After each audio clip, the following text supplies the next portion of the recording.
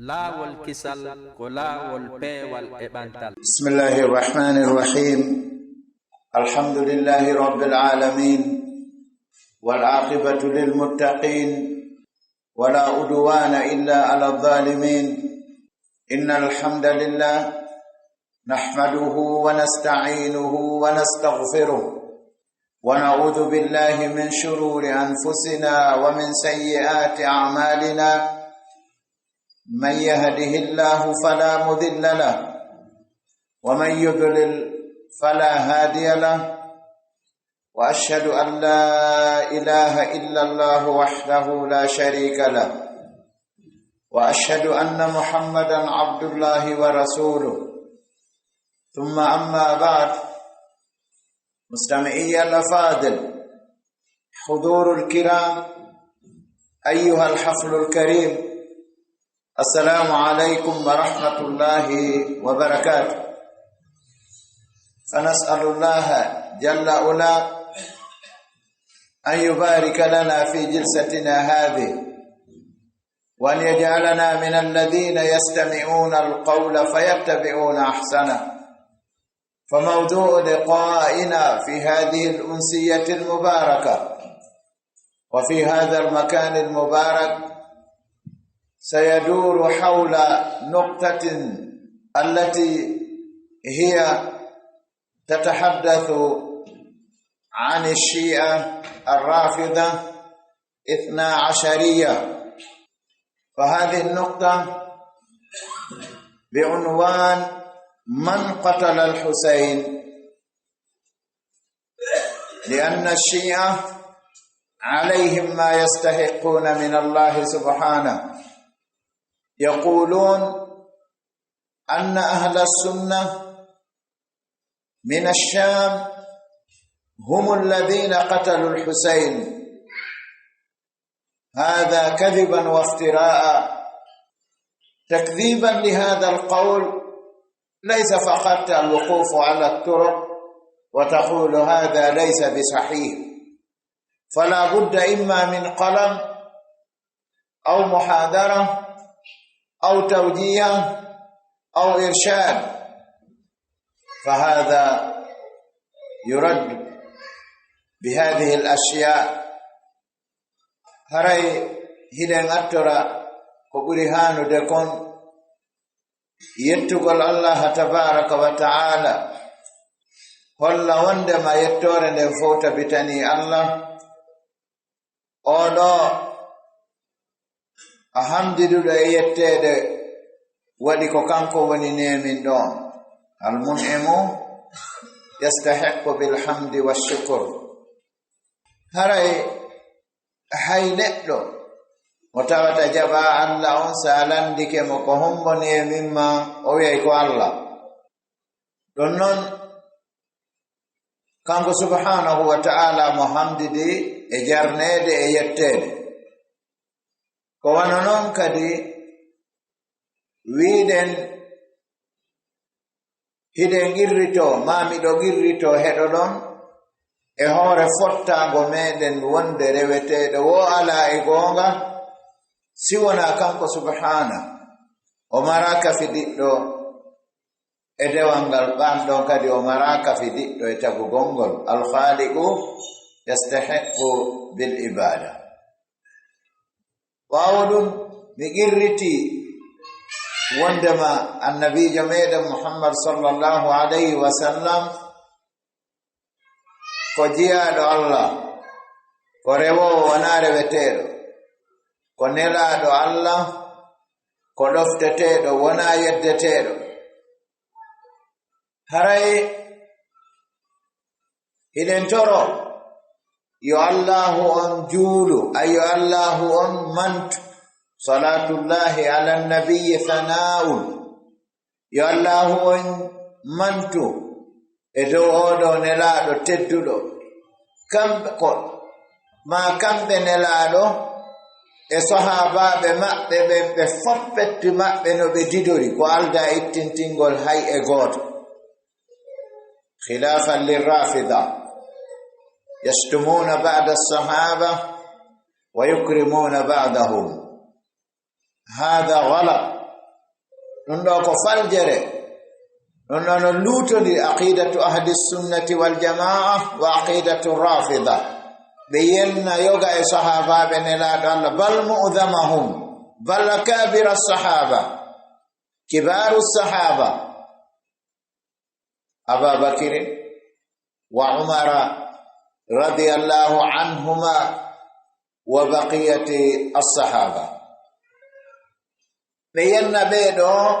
sahabaɓe nelaɗo Allah ɓurɓe teddude ɓen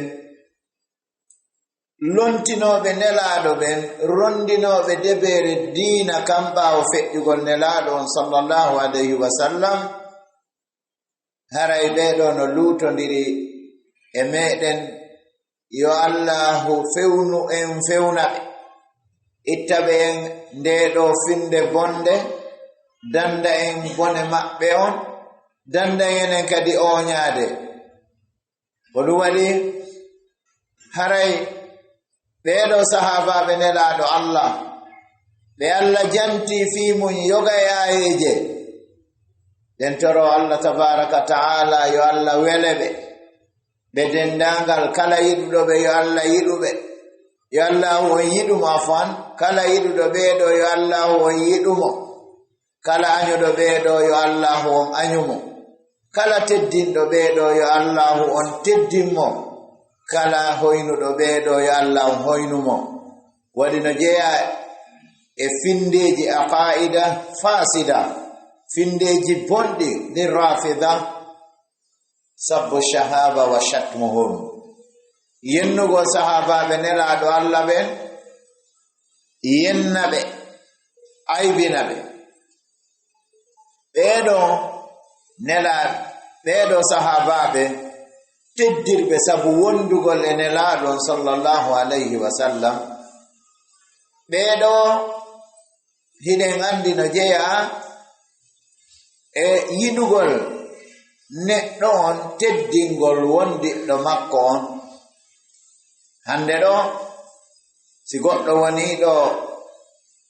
lanɗo ma ardiɗo a wiɗa yiɗimo a ndaari mamburɓe makko ɓen fop e ministre makko ɓen fop kañum maati on e nette e secrétaire ɓe makko ɓen fop kan mana ɓew lammini ɓen fop a wi ko ɓe fus wiigol maɗa yiɗi oɗo lanɗo ɗum ɗo honno e nette duncantama hay hunde nde jeeya e finde rafida yennugol sahaba aybinal nde jeeya e finde sahaba luttugol sahabaɓe nelaɗo Allah ɓen ka yiite balɗe sonnaɓe nelaɗo ɓen Aisha jeeyaɗo e fuqaha'u sahaba wa Hafsa geɗal ɓe ɗiɗo Omar kañum e Aba Bakrin radiyallahu anhuma sabu ko ɓe ani baabiraɓe ɓeeɗo kon puusi ɓe haa ɓe wi'i sonnaɓe nelaɗo ɓen no ka yiite en jantoto konguɗi maɓɓe raɓɓiɗuɗi ɗi ɓe naadirta islam holli ɗum ɗo ko finde maɓɓe nde ɓe tabintini ɗum ɗo ɓendirtake e nikah al mut'a waɗi kadi no jeeya e finde shi'a mut'a nikahul mut'a jombere gerto e dammi a wawa jombude hande accita janngol jomba faɗɗi janngo accita faɗɗiti janngo sa wimi kamɓe e gertoɗe ɗen e dammi ɗin ko ɓe gooto nde faalaɗa o a jombay nde faalaɗa o a accitay joma haqqille jaɓata ɗum ɗo shi'a ino jeeya e findeji maɓɓe de wiigol laysa minna man lam yuhillo yani mut'atana jeeyaka e amen kala ummo daginaali mutu'a men on yirtoɗen e konguɗi ɗi ɓe naadi to islam ɗum ɗo noon ko hooreɓe maɓɓe joomiraaɓe tekketaareteeɗe ardiiɓe jokkaaɓe heɗeteeɓe ɓe mari hadith haranaaka sahihul bukhari hana wonɗo ka sahihayn wona wonɗo ka sunanul arba'a bal ɓeeɗo haray hino ko ɓe naadirta islam nelaaɗo sallallahu alaihi wa sallam kañum ɓornatano goɗɗo dolokke ko haray ɓe ndaaray dolokke haakojo e danejo yani jilluɗum haako e dane ɓe joɗɗinamo yeeso ceernojo fuufala fuujo on o wiya ashhadu an la ilaha illa allah wa ashhadu anna muhammadan rasulullah wa ashhadu anna aba bakri wa umara wa uthman wa aishata wa hafsata fi nnar سمعتم وأشهد أن محمد رسول الله وأشهد أن أبا بكر وعمر وعليا وعائشة وحفصة في النار وتيهندن أشهد أن لا إله إلا الله وأشهد أن محمد رسول الله وأشهد أني بريء من أبي بكر وعمر وعثمان وعائشة وحفصة ولندو بنادي الإسلام هنده عنوان منهم كيو رسالة دو من قتل الحسين ولي نسبوا هذا الفعل على أهل السنة والجماعة كذبا وافتراء يونن بندين يوتين en joɗoraɗo ittugol mone en joɗoraɗo waɗugol intiqam yottanagol hoore mum bal ko feññingol goonga on bil adilla haray tattahimu rafida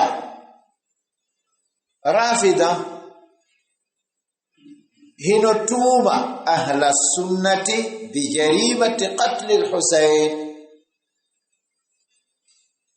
rafida ɓeɗo no tuuma yimɓe sunna ɓen ko ɗum woni hiɓe fena e hoore maɓɓe wondema tuumira ɓe bone mawnuɗo wargol Sayyidina Husayn tanirawo nelaɗo sallallahu alaihi wasallam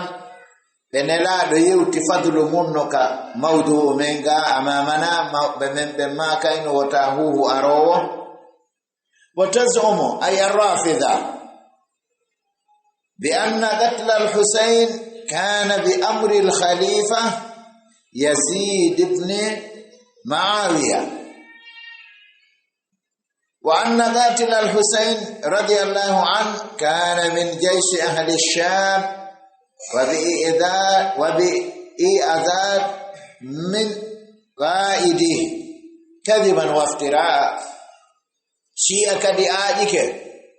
كلمة الزعم كمتن الكذب وعندما ورد الحسين لنلاتنا ويامرور lontiɗo Yazid ibn Muawiya oɗo khalifa wonde ko e yamirore makko Sayyidina al-Husaini wara go fenande ɗimmere nden fenande tambere nden wonde warɗo al-Husaini on ko jeyaɗo e konu yimɓe Shaami telen Suuriya ɗo e fottango ma e yamirore o hoorejo konu on moƴƴinanɓe deftere nden ɓe maaki qultu imi wa hada tamwihun siyasiyun maqsudun min arrafida wa marwajiyu tuqus ash-shi'a o wiimi umi ɗum ɗo ko pentir politique yankejo molanaɗo faandaɗo immorde e rafida ithna ashariya ko publicité fenande yaccinade mere yankore immorde shi'a rafida. لهذا وفي نندو يجب على الدعاة وطلبة العلم no waɗɗi e dow noddoɓe ɓen e ɗaɓɓoɓe gandal ɓen taalibaɓe ɓen ɓe ɗo wonɓe e layyade waɗutu mum on e ɗaɓɓugol bindi ɓe wiyete talabatul ilm.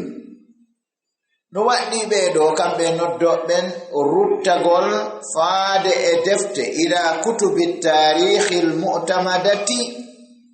litawassuli ila alhaqiqati tarihiyya. no waɗɗi ɓe ɗo ruttagol faade e defte tariha hooloraɗe ɗen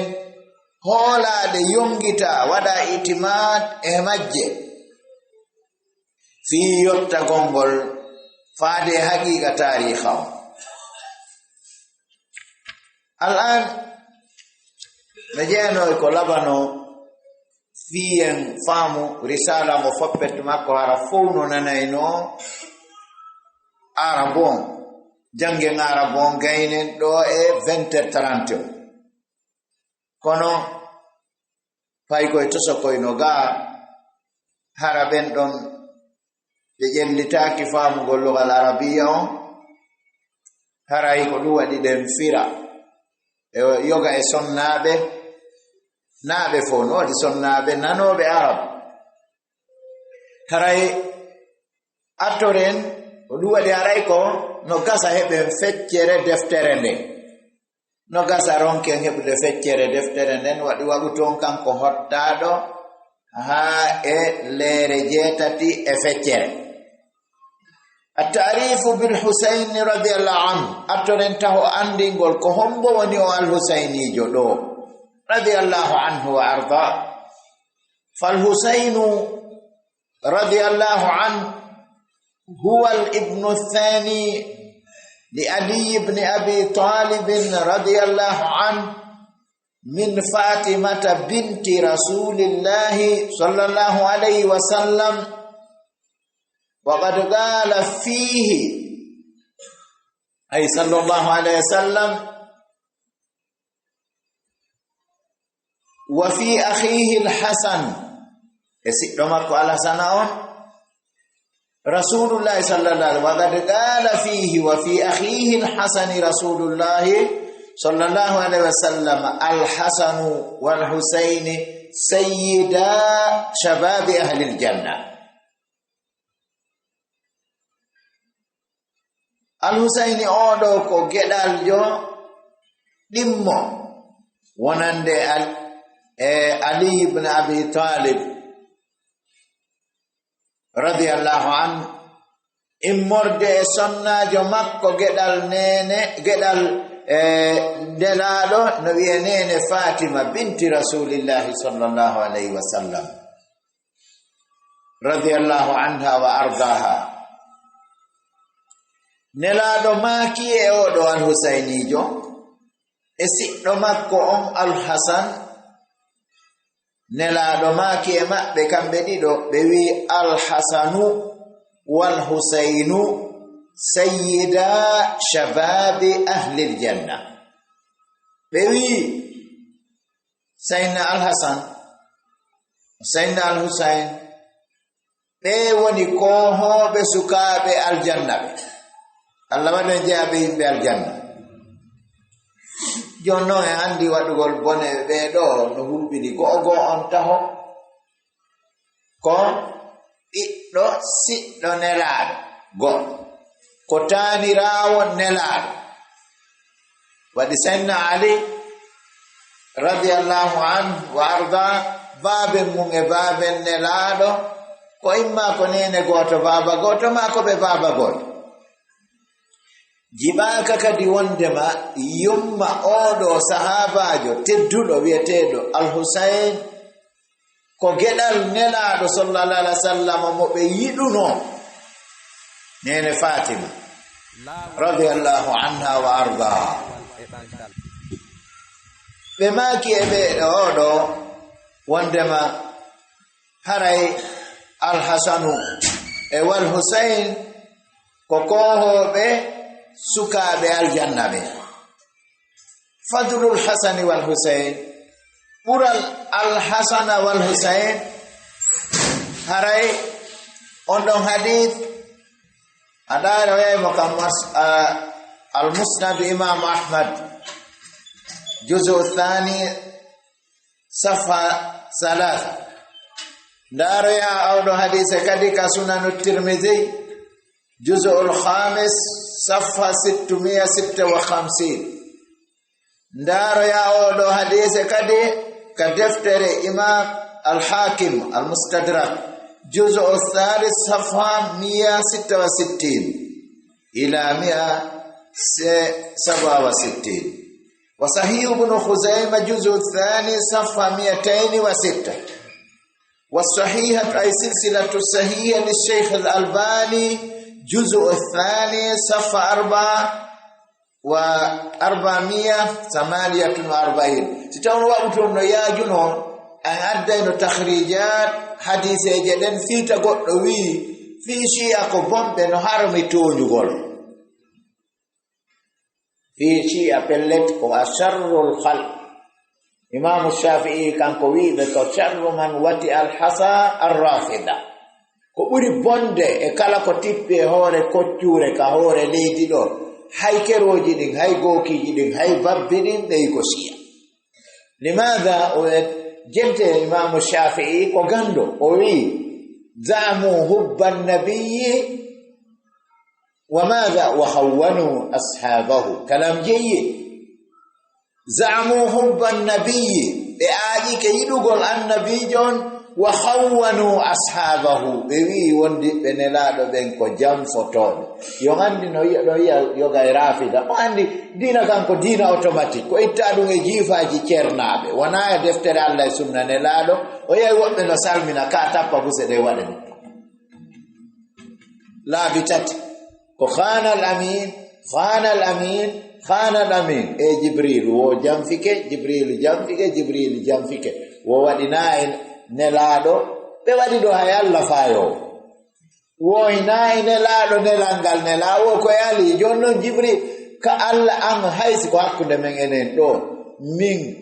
ربي غولان حقيل افدو غولان غاندال minela do goddo e der duubi no gaytati nyande wo ya o yottina e goddo go arta kadi jango minela Allah wa Allah ma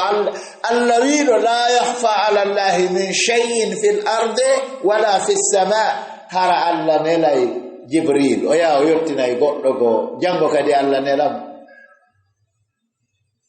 o andi neddo si o gayni boyrede be wi wo nagge unotonge yata fenno ko joban ho wonko ko hoore fedlo ko mutum woni ko ngiyata naam do fa subhanallah kono wabutu men on wawata yadude soggugol yani maraji uji a masadir uji ka takhrij al hadith ka hadiseje de yettato أخرج الإمام أحمد والترمذي والحاكم وابن خزيمة والطبراني من حديث أبي سعيد الخدري رضي الله عنه قال قال رسول الله صلى الله عليه وسلم الحسن والحسين سيدا شباب أهل الجنة أنتو إنني جرنا بحالو ببن إمام أحمد إمام الترمذي إمام حاكم وابن خزيمة والطبراني إمر دي حديث سعيد الخدري رضي الله عنه صحابي جليل haraylan natake wonde si odo hadise ko selludo kono an shi akan kambe no jeya be rekoniza hadise jede no jeya arano mo be yeddata hadise mudun awwalu hadithin yarfuduna hadith abi hurayra radhiyallahu awwali awwalul mukhsirin fil hadith fi riwaya awwalul mukhsirin fi riwaya ko hadith on be adi honne nette be adoto fennude no wodi wiibe himo hunji hadise seddude de sella kanko Abu Huraira ko yaata yani 600,000 hadise guduje temedde jeego seddude de sella ko kanko woni arano e kala ɗuuɗuɓe hunjagol nde ɗawje e muksirina fir riwaya a hunjoto ko ɓuri hadise wuluure andita ɗo noon sa reɓɓiɗo e hadiseje temedere hunjagol ɗe wawi wasi ko naggero ndaɗa ya ƴaw e tasima fel naam ayyuhuma afdal alhasan amir husain ɗon andi ɗum ɗo kadi aray andi rafida se woni ɗo ha jango e wowli boneji maɓɓe ɗin en wata hewtinde kamɓe komo ɓe faala woɓɓe ni tuwuffiya rasulullahi sallallahu alayhi wa sallam wa kana lil husaini 7 sanawati gugol 7 sinina 7 sanawat yani walil hasani 8 ko nelaɗo feƴƴinta tawi sayyidina al-Husayn hino mari duuɓi 7 koto makko no mari duuɓi 7 on waɗi neɗen wowla nana woɓɓene won yiiti mandi jiide en nay gerto watta hillade waɗi noon ɗawka hoore ma ka anda mino menen namin arabu koye ɓikkoy a sikkay gerto gasi oya no hecciri oya hitande pet oya no mari duuɓi 7 oya no mari duuɓi 7 iɗen fellitide haray oɗo sowano ka o sowano kam o sowano wakad kana rasulullahi sallallahu alayhi wa sallam gomɗi laatino keneɗaɗon sallallahu alayhi wa sallam yaqulu ɓe maka fima rawahu al-bukhari wa muslimun wa ghayruhuma min a'immati al-hadith fi dhikri fadli al-hasan inna waladi hadha sayyidun wa sayuslihu Allahu bihi bayna ta'ifatayn 'azimatayn min al-muslimin ono hadith alaka ɗaɓɓiten wigo sahahu Shaykh al-Albani la yusahihu sahiha hadith mo Imam al-Bukhari wa Muslim fildi nelaɗo on maaki wonde o ɓiɗɗo an ɗo oyi inna waladi est-ce que kamɓe jibini mo oyino daragol ɗo wiya tanirawo mum ko ɓeygu mum faljere ɓuri nde ngala ɗum ɗo no ɓuri avion yanugol e hoore suudu ɓaa ko wigol jombay ɓiɗɗo mum ɗo waɗi si ɓiɗɗo ma ala ko tanirawo ma jiwo on lontoto mo rona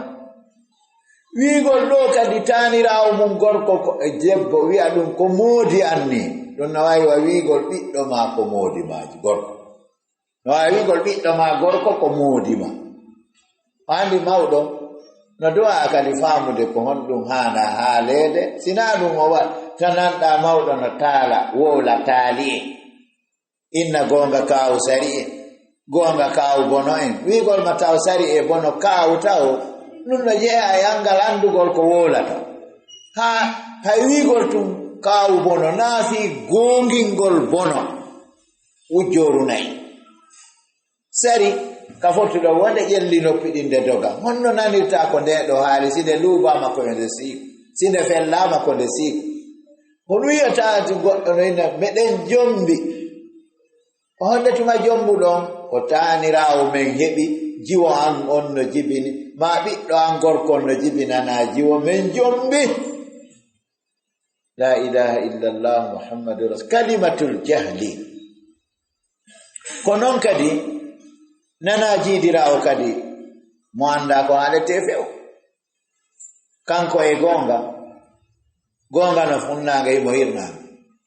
on nayi hande meɗen ɓeydi weltade meɗen welti jajankaari ko onnu welti ɗon nene ankaari meɗen jomba ko on bo jombi ɓe ko ɓiɗɗo maɓɓe on jombi ɓe batte Allah addanno en madarasa nani ka iyo annari goɗɗo anda ɗum haalatake fiw salmingol debbo en salmitagol paykun salmitagol debbo en e salmingol debbo en salmitagol paykun to so fulamusujo jooɗagol ƴetta alqur'ana janngay yani hono en nette wiigol tawi a jombay ɓiɗɗo ma tawi ɓiɗɗo ma jombete est ce que ko ɓe inna ko wala yani en nette alwaladu ndaare ka irsi ɗo hino ɗo tokorange ko ɓe ilma am kanko e tokoran kadi oya ɓe jangginayno ɗo hano en nette faraid ndaaron ɓe inna honne nete waladul waladi beinna wa in nazala ɓiɗɗo on ibnul ibn wa in nazala abul abi beinna wa in ala no ka ilmul fiqh fil fara'id beinna ɓiɗɗo tanirawo tanti si afalawi a tanti aton ha ɗengal mangal wojo ɓe inni haray ɓen ɗo fof ko ɓiɓɓe ko jolti won ko ɓiɓɓe konde abul abi ɗum kadi ɓe inni wa in ala awi ay baben baba mama soro manta ha kartoy ɗum ɗo wallahi hari mawde andi ɓe inni wo si tawi mawɗo andali ko haalete o wolay ko haalatake onon kadi na julde jombente woɓɓe no fere paranade ɗum ka unugol cobbe windugol nas no woodi woɓɓe ɓe wata windude tabulo ɓe wata windude ledde ɓe wata windu kono ɓe wawi windude nasi jombente anana jiɗiraɓe gono wulla jenkari ɓinge galɓe mbaɗi nasi jombe e baw mali hikka honno ko faɗu ɗon nasi jombente ɗon jenkari ene hara ceerno kaari enno ɗo ɓe windano ɓe tuppan men ɗon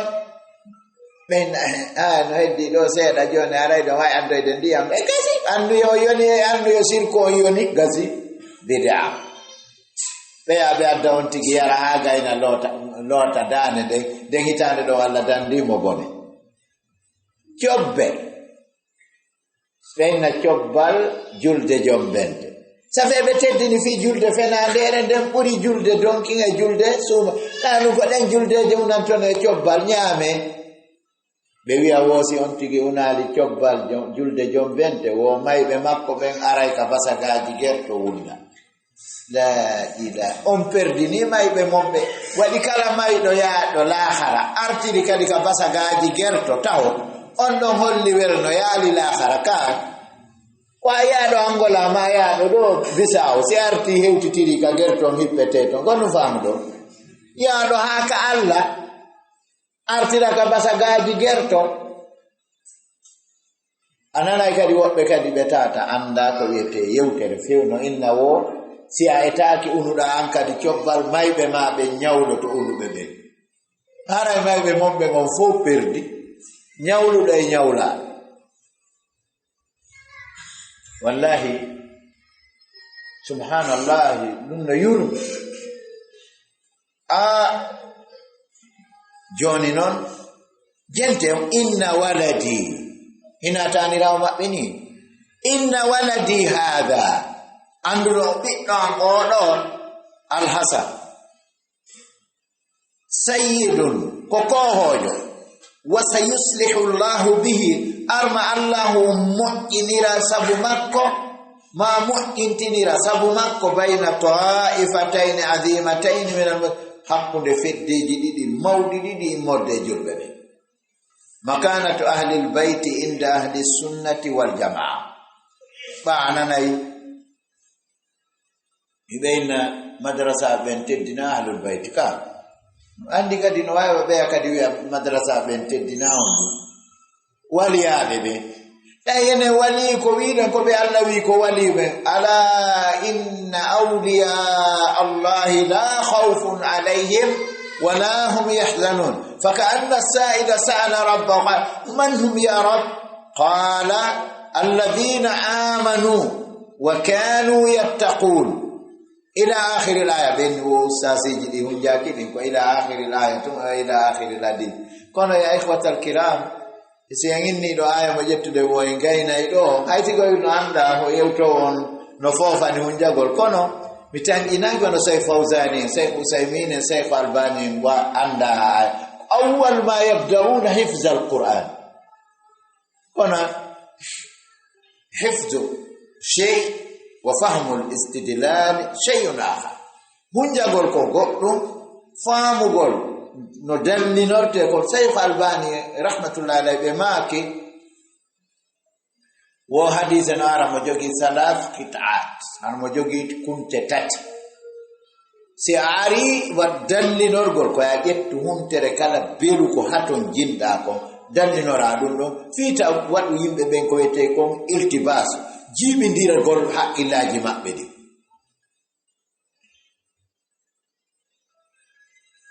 ɓe wiyay wo ahlu sunnati wal jamaa teddina ahlal bayt ɓa ɓe wiyay yani on nendete se wi'i nelaɗon sallallahu alaihi wasallama wiyay on nendete yo Allah on juule nelaɗon e kamɓe sahaba sallallahu alaihi wa ala alihi wa sahbihi andi ɓe kanko wiyata sallallahu alaihi wa ala ali sallallahu alaihi wa ala ali wadi were ko nisa sahabai makanatu pilasi ahlil baiti yimbe suudu nelado don inda ahlus sunnati wal jamaa ka ahlus sunnati wal jamaa ajma ahlus sunnati qatibatan ay jami'uhum afa ajma ahlus sunnati qatibatan ala wujubi mahabbati ali al bait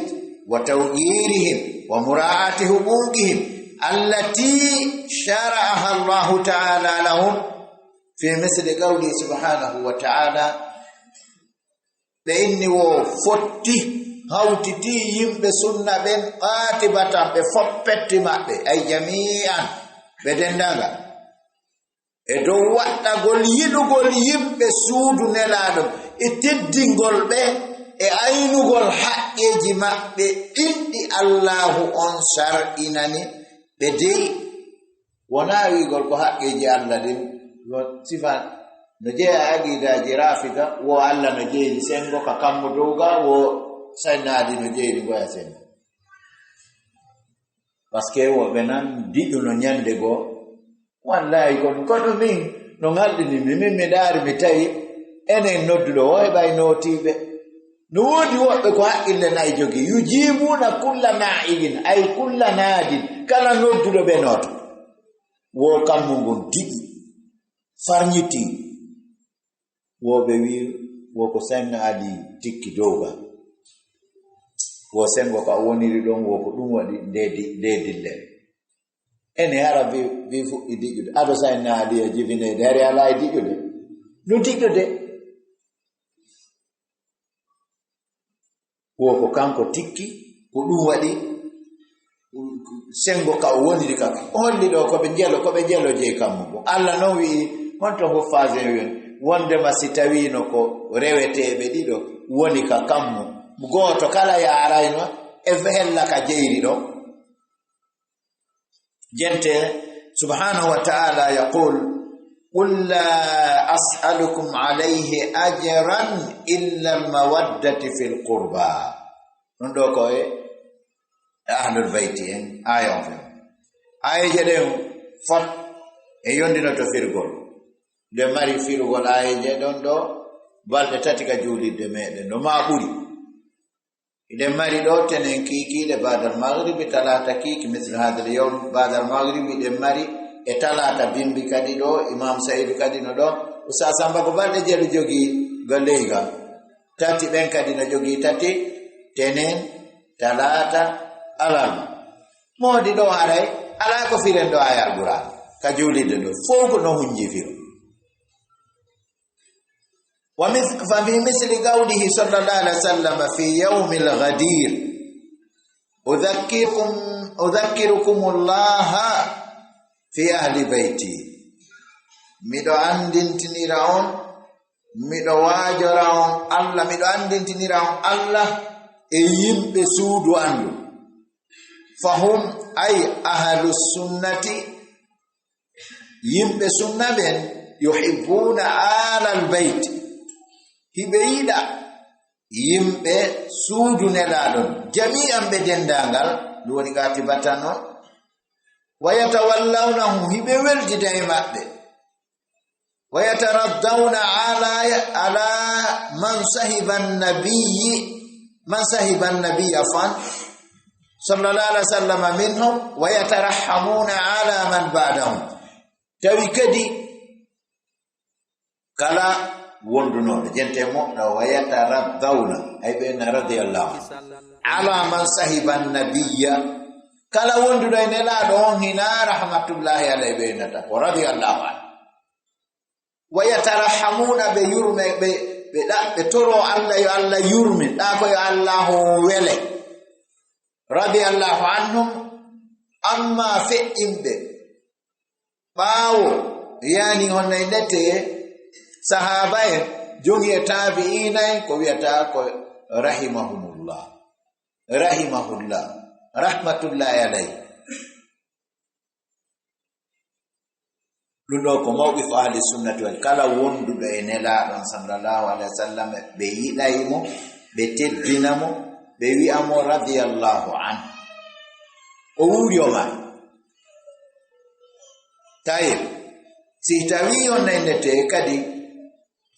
ɓeeɗo on nayndete feƴƴunoɓe ɓen kala arnoɗo kadi ɓaawo sahaba en ɓe wi'a on ɗon rahmatullahi alayhi mawqifu ahli sunnati darorde yimɓe sunna ɓen man qatala al-Husayni radiyallahu an ko hombo wari al-Husayn radiyallahu an يعتقد أهل السنة والجماعة أن الحسين رضي الله عنه قتل مظلوما وأنه شهيد إن شاء الله أولوك ورد أن الحسين رضي الله عنه قتل مظلوما وورامك أطونيا وأنه شهيد أولوك وينك شهيد إن شاء الله يقول شيخ الإسلام ابن تيمية رحمه الله عندي وانا جوغي كاجة لامبورا كبديلي لأسيتي جماع بدنغ ويرو جماع بدي وكام برافي دو لامبورا لابد تودو دفتر نوي در التعارض يعني وانا نتي دندو دفتر سادة بتيدون أي واي شيخ الإسلام ابن تيمية نو عندي شيئا ehondum e minhajus sunna haray jentoden Shaykhul Islam Ibn Taymiyyah no yewta fi Sayyidina al-Husayn يقول شيخ الإسلام ابن تيمية رحمه الله وقد أكرمه الله قمدي الله وانتدني سيدنا الحسين بالشهادة سبو ينقل سهيد وأهانا بذلك الله هويني لسبو وريد سيداني سبو ينقل سهيد سيدنا الحسين من قتله أو أعان على قتله الله هويني لسبو وريد سيدنا الحسين on warɗon ma on walluɗo no o warire allahu on teddiniri sayyidina al-Husayn yangol sahih o hoyniri on warɗo mo kadi o hoyni on warɗo mo ma on walluɗo no o warira aw radiya bi qatlihi ma on welaɗo warede mo walahu no wodani mo kanko sayyidina al-Husayn uswatun hasana nyentinirgal moƴƴal biman sabaqahu ɓe ŋattinoɓe mo min ash-shuhada immorde yamɓe shahid wa ala ra'sihim sayyidina Hamza radiyallahu anhu sayyidu shuhada fa innahu no kanko sayyidina al-Husayn wa akhuhu e siɗɗo makko on al-Hasan sayyida shababil janna o kamɓe ɗiɗo woni kohoɓe sukaaɓe aljanna ɓe wagad kana gomɗi kamɓe ɗiɗo ɓe laatinoke gatta rabbaya gomɗiɓe ne'ike fi izzil islam e teddungal islam lam yanala kono kamɓe ɗiɗo ɓe heɓano min alhijrati morde fergugo wal jihadi e jihadi on wasabri e muññagolngol wal adha e lorrakan fillahi e fi diina Allah kan ma nalahu ahlu baytihi konko heɓuno ɗum yimɓe suudu nelaɗo attinoɓe ɓeeɗo ɗiɗo ɓen fa akramahum allahu teddiniri ɓe kamɓe ɗiɗo bishahada yanugol shahidi takmilan ka timmingol li karamatihima wonande teddugal maɓɓe kamɓe ɗiɗo Allah waɗi ɓe yamɓe shahidi wa raf'an li darajatihima e ɓantugol darajaji maɓɓe kamɓe ɗiɗo wa qatluhu wareede yani onenete wareede kanko sayyidina al-Husayn musibatun azima wareede mo kanko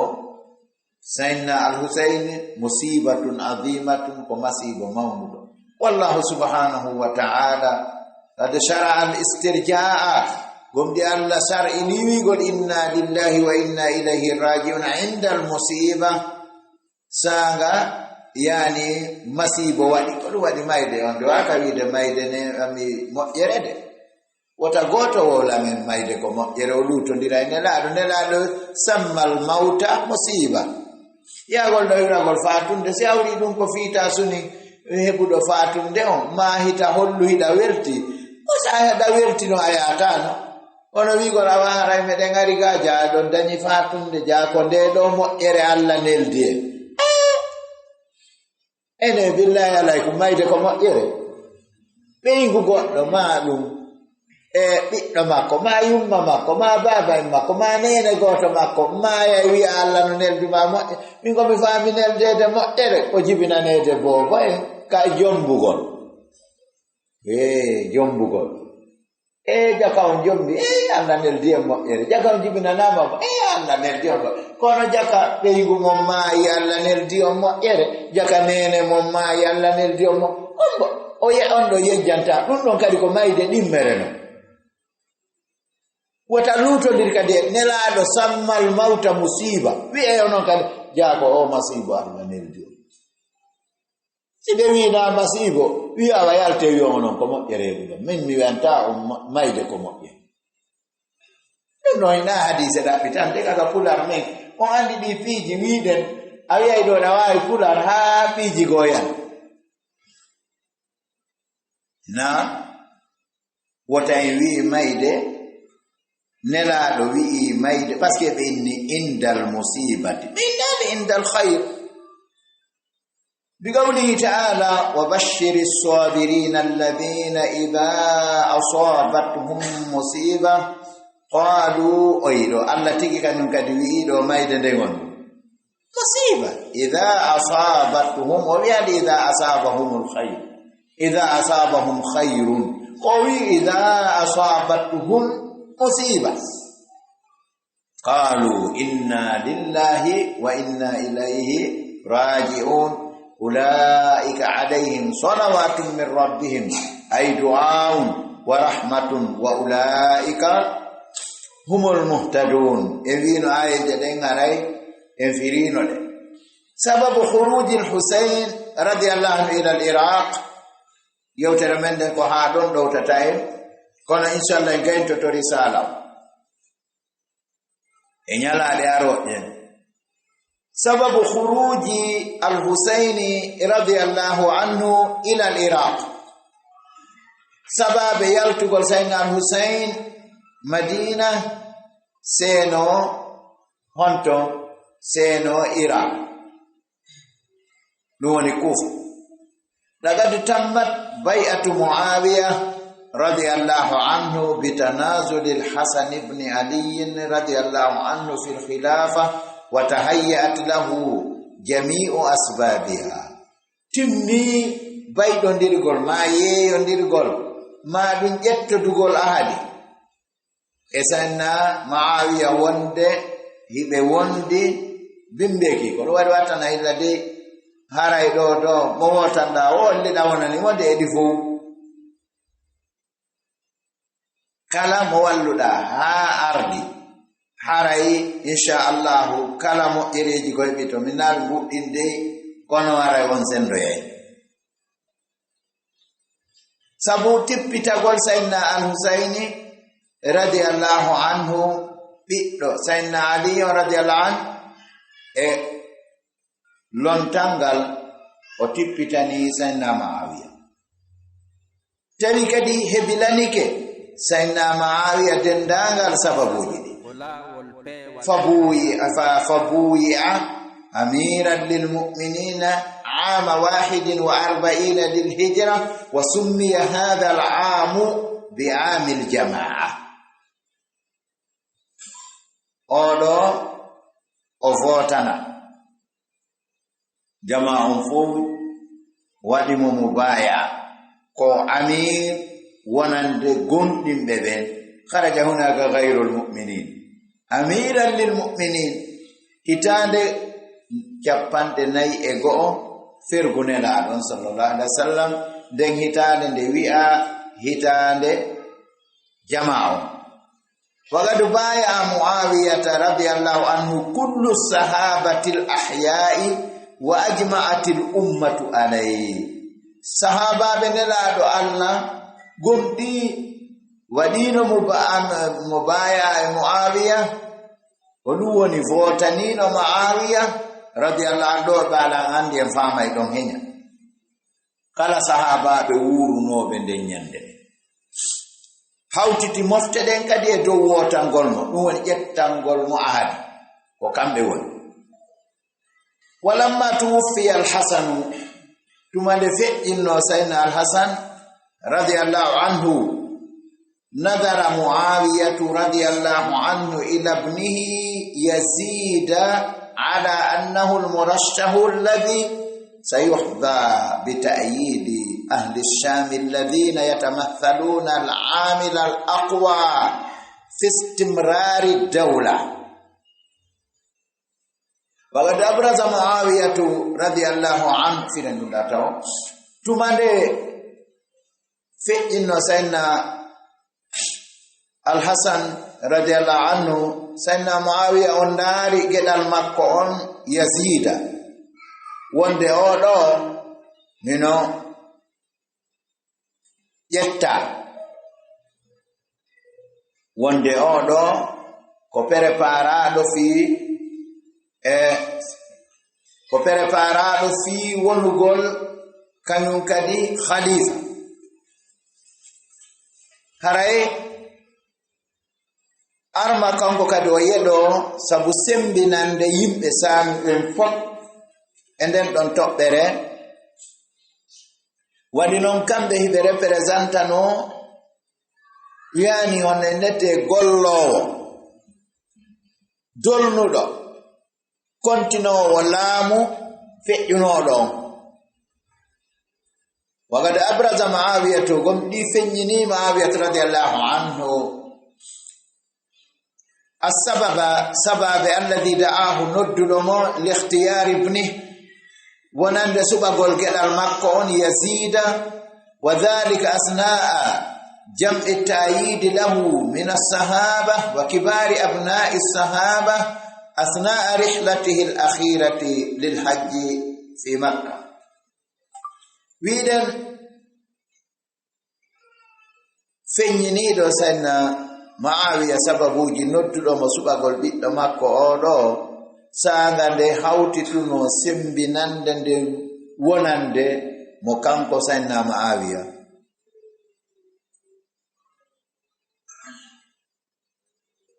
immorde sahaba be nelado Allah wurunobe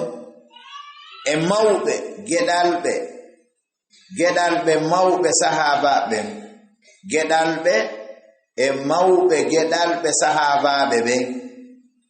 sanga de o senino kanko sayna Yazida e vayasi makko sakkitoro on wonande hajjon bawo yahi ton idan kana dafi'u lati ko dunyi li Muawiyata wonande Muawiya radiyallahu anhu indama sara asanga de yakkino fi akhdhi al-bai'ati e ƴettugol bayɗodirgol ma yeeyodirgol ma ƴettodugol ahdingol li Yazida wonande Yazida geɗal makkon huwa ko woni ɗum ɗon khawfuhu ko hulugol mo kanko sayna Muawiya min al-ikhtilaf immorde lurrangal alladhi ngal ɗon nonendete lurral kadi yatraw gomɗingal ɗon hino falo alal ummati e dow mofteɗen ba'da mawtihi ɓaawo feƴƴingol mo kanko Muawiya. wa rubbama tankhatiru armasara wona danger fi qitalin jadidin wona bone hulɓiniɗo hare heyre la yu'lamu sa'atuhu afan la ya'lamu sa'atahu andata jaka fa'ilo no yes la ya'lamu sa'atahu andata yaajende nden hare ɗon hottande wa madahu e hontonde hattoyta illa Allahu azza wa jalla wa ja'atuhu arimo kanko sayyidina Muawiya al-wufudu délégation jinin bil muwafaqati sabu tawtu gongol ala bai'ati yazida e dow yeeyondirgol ma bayɗondirgol e sayyidina yazida wa bai'ahu al-kathir yeeyondiri e makko ko ɗuuɗi min as-sahaba. yaqulu al-hafizu Abdul Ghani al-Maqdisi khilafatuhu sahihatun lontal kanko yazida ko sellungal baya'ahu 60 min ashabi rasulillahi minhum ibn umara no jeeya maɓɓe Abdullah ibn umara haray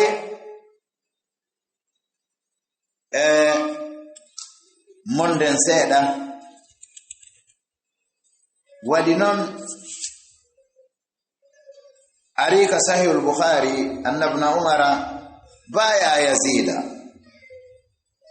konon kadi o wi o nanine laado Allah sallallahu alaihi wasallam no wiya inni kanko wa inni sami'tu an-nabiy sallallahu alaihi wasallam yaqul yunsabu li kulli ghadirin liwa'un yawm al-qiyamah wo darnanoyte ɓantanoyte darapo wi molanangi kala jamfoto rento de nga jamfade wa inna gad bayana hadha ar-rajula ibn umar on andi ko ɓiɗɗo gorko kadi nodduɗo sayyidina umar baba sina ka shi'ay on no mari hunduko tew baba enen kadi ko de mari hunduko tew baba kono babaɓe ɓen no setti de ko hombawoni baaben mon ko Ceerno Madu Bobo ko hombawoni baaben mon ko sayyidina Umar hum rijal wa nahnu rijal walakin shattana bayna ar-rijal o inni ala bai'illahi wa rasuli eto ingey mi honno mo ba inge yani honne lette yeeyondiral Allah e nelaɗo masalan men yeeyondir men ƴettodi ahadi e oɗo e dow ƴettodugo e dow ahadi Allah e nelaɗo haray ɗum ɗo ko oɗo hadise ko wonɗo ka sahih al-Bukhari e Abdullah ibn Umara woni ko filli fata fi joni monden seeɗa are mbi'en خروج الحسين رضي الله عنه إلى العراق أرانته وندما وقد عارض الحسين رضي الله عنه فكرة تولي يزيد هكنيد يسو هفتنيد أمير يا غنغل ما خليفة يا غنغل يزيد توي kanko sayyidina al-Husayn o jaɓaɗum farafada al-bai'ata o sali kanko wotande sayyidina Yazid wa kharaja ila makkata o yalti o yahi makka wa makatha biha o ñiiɓi ka makka ɗon ila ammata muawiya ha muawiya fi'ini radiyallahu anhu khuruj al-Husayn radiyallahu anhu ila al-Iraq takada al-masaru التاريخية وباتك واتنيرد تاريخون كوينده دو توبره on dendarade tatafigu hino fotta ala anna khuruj al-Husayn radiyallahu anhu ila al-Iraq kana bi rasail ahli al-Iraq ko leterji iwrunodi e yimbe Iraq be windani mo leterji be hodimo be wi arme wallete no hettira laamu talabu fiha be dai e leterji din udumahu yahugol makko kanko Sayyidina Husayn ilayhim faade mabbe linu suratihi fi wallugol bizamin kono dum do ko sabu ajande mabbe litawallil khilafa fi yo hefto e lontangal wa nagala fi dhalika eggi e dum do e do yewtere al imam ibn jarir at-tabari rahimahullah fi tarikhihi bi sanadihi an Husayn ibn Abdurrahman wandama don andi sayna odo Muhammad ibn Jarir at-Tabari odo wiete imamul mufassirin awwal man fassara al-Qur'ana yani bi jami'ihi min awwal surati al-Fatiha ila an-Nas odo wi waddi e tuginorde du woni jurol sellungol o itta al-Husayni biswad bon Abdurrahman anna al-Husayni wanda masannahu al-Husayn bun aliyin odo nanete sanne anna al-Husayn odo tabitinu al-Husayn bun aliyin ali alayhi assalam kambe koni be wirata kataba ilay ahlul Kufa windu non faade e makko yimbe Kufa ben innahu no kambe yimbe innahu no fiwani maaka no wondi e ma 100,000 guluje temedere yimbe wa awrada al-Hafiz ibn Kathir mithlu dhalik ibn Kathir kadi jolni sifadun do faqala wa qad kathura gomdi dudi wurudul kutubi alay jolgol defte denge dow dum do anna al-Husayn wanda Husayn odo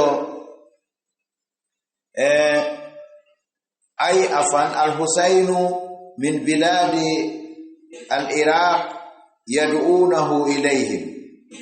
wanda may imodde leydi Iraq ndey be nodduno mo kanko al-Husayn faade mabbe wadhalika hina balagan ko sanga de yottino be mautu Muawiyata wa wilayatu Yazid wa masiru al-Husayn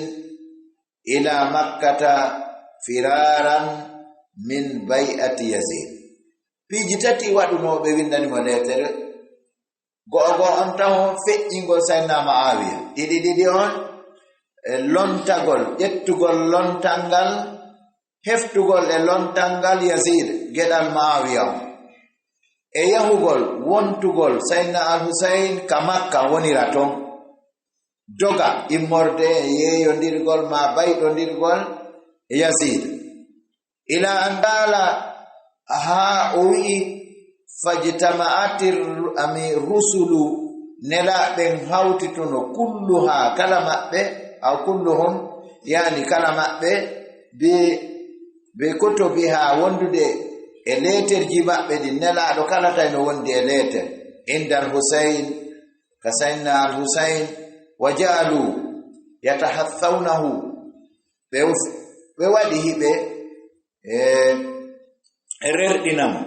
wa yastaqdimunahu alayhi be dabbiramo yo ar o tawabe liyubayi'uhu afan fiyobe wado mo mubaya iwadan kambattitigo an Yazid ibn Muawiya ga Yazid ibn yalla dande bone yidugol lam watane hilla idunde yidugol ardago hoday hay neddo mo ويذكرون بجانتو في كتب قدفت مقانا من كم بفرهوا بولتوري بموت معاوية إنغول سيدنا معاوية وينالون منه بينمو باسكي نسير ديني أرايكو بأي بنمو بينمو ويتكلمون في دولته بولا أي بنا سبتا إلهم مكم وأنهم نكم لم يبايعوا أحدا إلى الآن kambe koy be wotana no hayye goto ha joni ko do be habbinu wa annam no kambe yantaziruna qudumaka ibe habbi argol ma am al-Husayn ilayhim li yuqaddimuka alayhi fi yardine do mabbe dum do ko khida fa inda dhalika sangadum ba'sa ibn ammihi onedi biddo bappa makko no wiye Muslim ibn Aqayl bun Abi Talib biddo Abi Talib ila al-Iraq ليكشف له حقيقة هذا الأمر والاتفاق فيه أندو هنجم مفنستا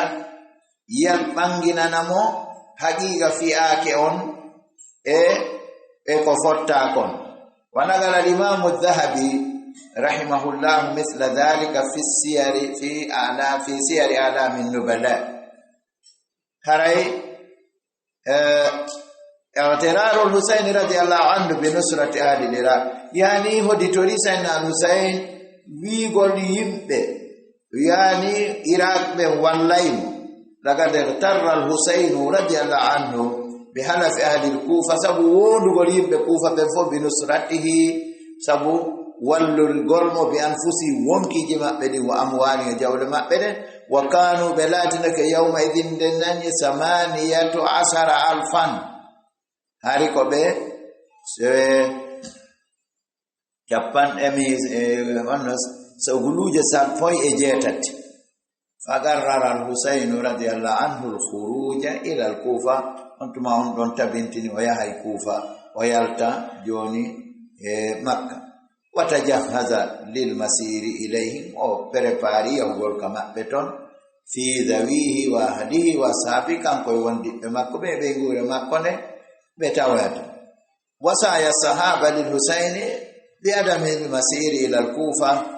benni wasiyeji sahaba be ben wonande al Husaini wonde ma wota o yahu Kufa de daga dumana adadun min as-sahabati radiyallahu anhum al Husaina radiyallahu anhu min al masir ila al Kufa so gondi hadi limore dudu de morde sahaba be dudu be dimore dudude imorde sahaba radhiyallahu anhum bi hadith sayyidina Husayn wa tawiyahu Kufa de minhum najama bi Abdullah ibn Abbas Abdullah ibn Umar ko wano nono nete Abdullah ibn Zubair Abu Sa'id al-Khudri ko wano non kadi onete Abdullah ibn Muti ko wano non kadi onete Ahnaf ibn Qais ko wano non Abu Sa'id al-Khudri bedo fop mo kala haaruno yewtere mudum Abdullah ibn Abbas urno rabbidude yewtere kono yewtere makko ina ko wiino kon Abdullah ibn Abbas qala lil Husayn lamma arada al khuruj anni laula an yazriya bi wa bika an-nasu lanashaftu yadayya yani aw lanashaftu yadi fi ra'sika falam atrukuka tazhab on sinno wanano ta yimbe den aybinam felammi fele an kadi mi fawayno jungo angon ka hoore ma mi jogoma min ayata kono haray Abdullah ibn Umar kampo kam o wiino wondema he yahugol ma o jokkitimo falahigahu ila masirihi salasata yadi kayarete balde tati fagala wi ayna turid konto ni tumande onanno fa balaghahu anna al-Husayna katawajja ila al-Iraq falahigahu ala masirati salasati layal kayarete balde tati o wi mo ayna turid konto fala dayade qala al-Iraq wa Iraq wa akhraja lahu al-kutuba kanko sayyidina al-Husayn o yaltinani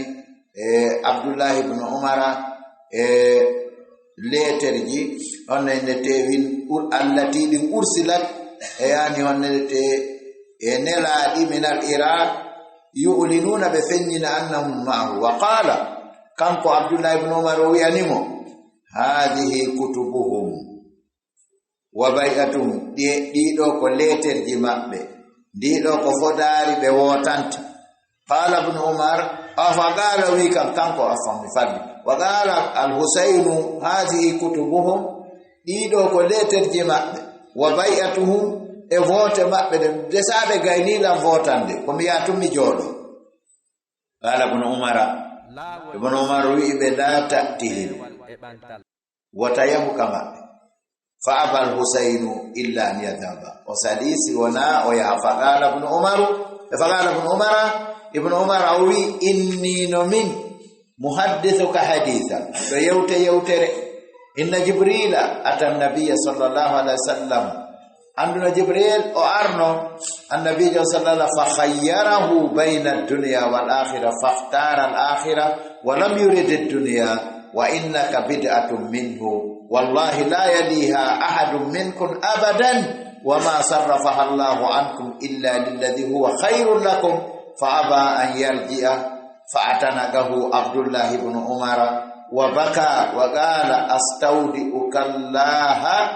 min qatilin haray de do yewtan no garo fami wonni wonelaado Jibril arno nelaado subindini mo adna la nelaado subi la kana o wi wondema anko a huyre nela wa anta bid'atun min wonon Allahu on heftinta on aduna Allah woncitata aduna itta e modon sina o lontinana on kadi ko buri e moƴƴude edi aduna on tuma o hufimo fa'tanagahu o hufimo kanko Abdullah ibn Umar o hufi sayyidina al-Husayn o wimo o wulli o wi mido halfine Allah immorde warede astawdi'uka Allah min qatilin oron ki faamude gon kongo o indi mido halfine Allah immorde warede ko du'ani aray ko do wonde nge darade jamo yafo fe'itido buy tokoran ona andi si tawi e yewtano e di yewtereji jongande ma do ka wiiden do khurujul Husayn radhiyallahu anhu Iraq e famatano e unwani yewtere nde inshallah haray ko heddi do kon heddi do wanu muhadaraji didi en dara nyalaade go kadi inshallah idha baqiya al-umur baqiya al-kalam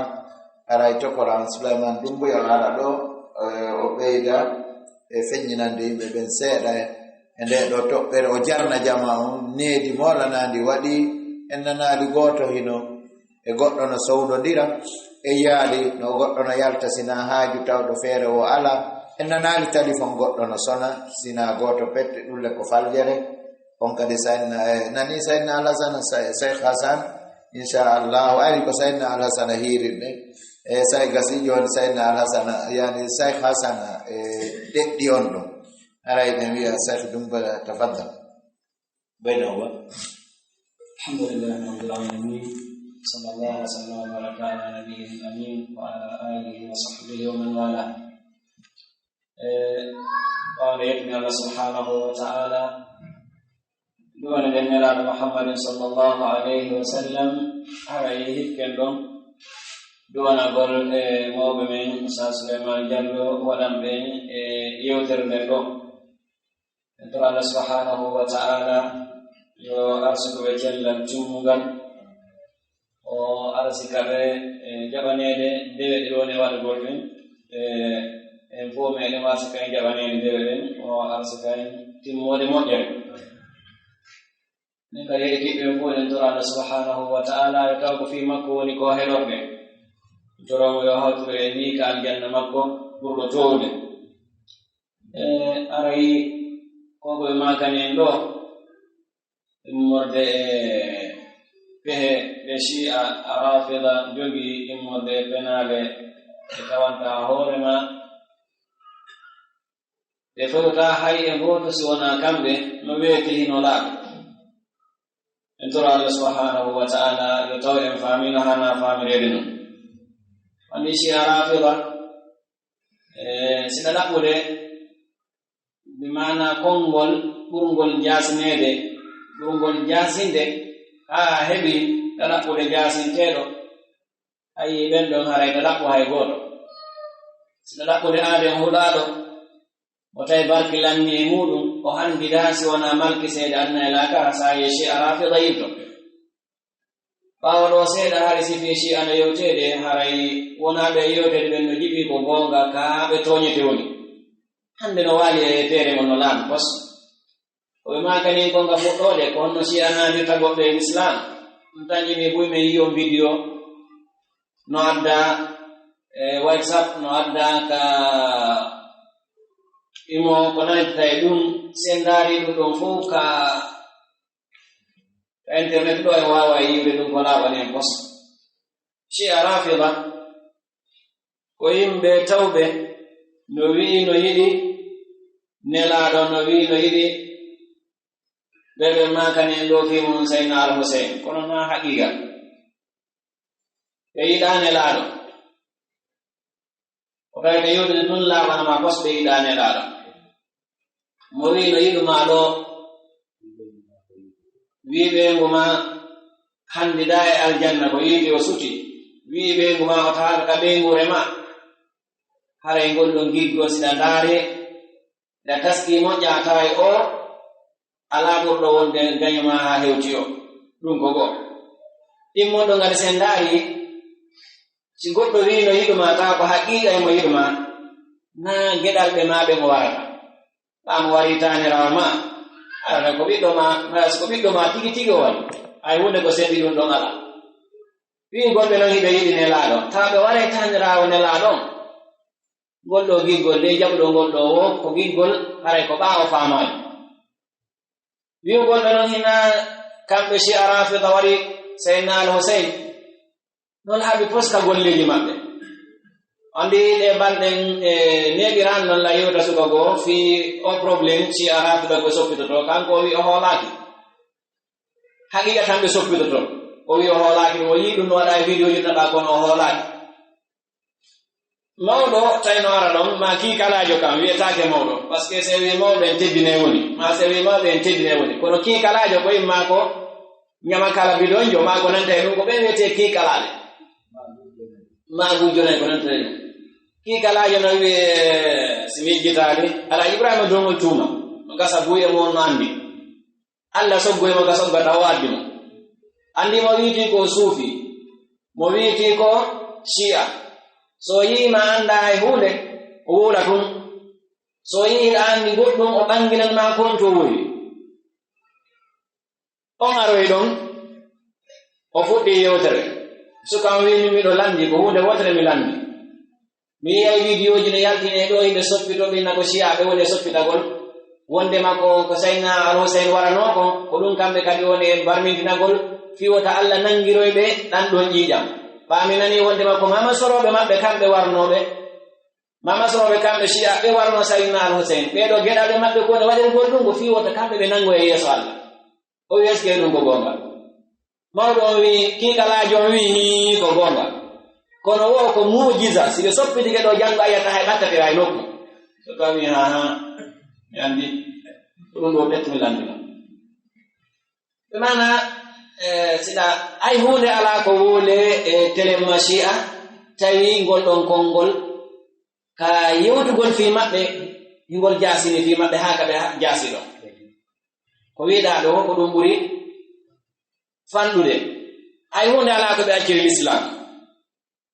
ko wari ka foddore yewtere makane wonde makkon ben naka islam nana to gol islam adde ka islam ko surol gol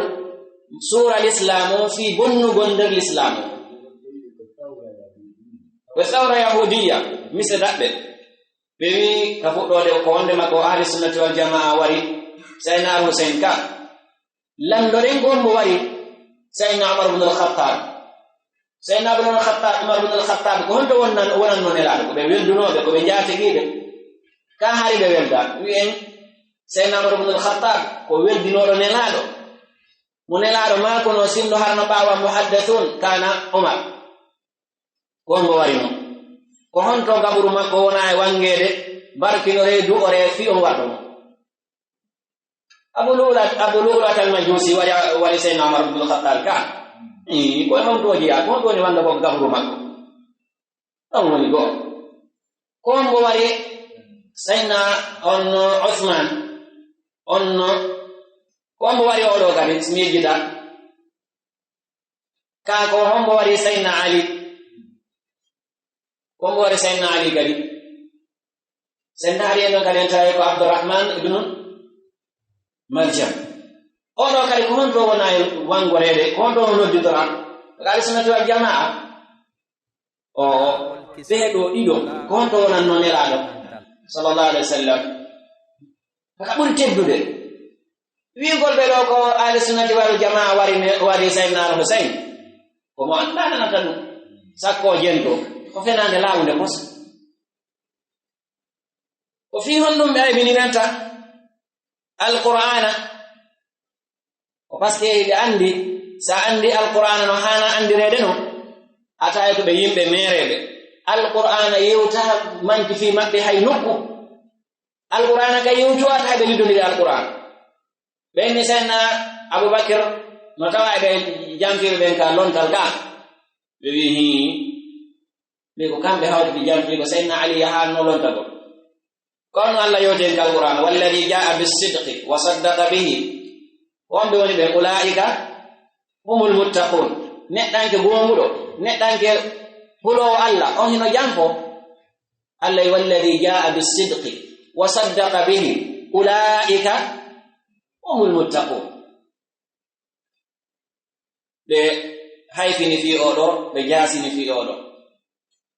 kafirugol nelaɗo seynoga fammel id yaqul li sahibi la tahzan inna allaha ma'ana kafirugol nelaɗo iwa makka seyno madina ko homboɓe seynoduno e muɗum e yo nelaɗo kan Allah jarriborɓe wonugol ɓeɓe ɓe welduno fof kañum tawi ko jankotoɓe ɓe awa ndiɗo neji moƴƴali tawa ko luttoɓe ka yiide tun kadi tawi ko ɓeɗo woni noon wondunoɓe nelaɗo ɓe sa ndaariɓe to ndaareɗa wa taway ko yimɓe jahasuɓe yimɓe tawɓe ala hay hunde ko wole e maɓɓe